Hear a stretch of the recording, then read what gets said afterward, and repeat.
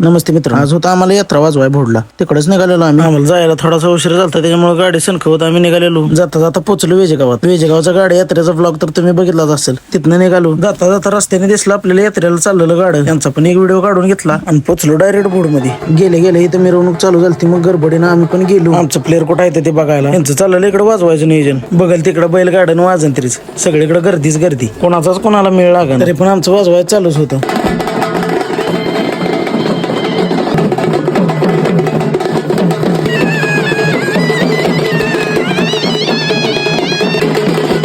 अशातच वाजत गाजत आणले मिरवणूक गावच्या मेन चौकात आणि झालं थोड्या वेळासाठी निवांत. चौकात आल्यानंतर वाजवायचं बंद झालं आणि गाड्या गेलं देवाला प्रदक्षिणा घालायला एका मनीतनं आतमध्ये देवाच्या मंदिराकडं.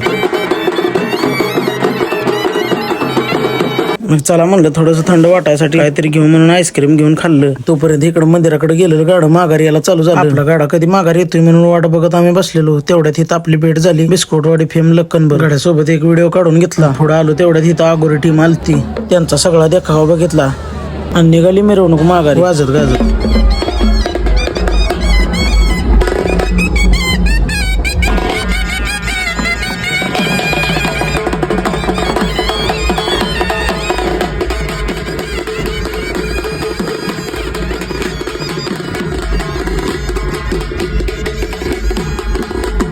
आली मिरवणूक जाग्यावरून झालं गडी निवांत.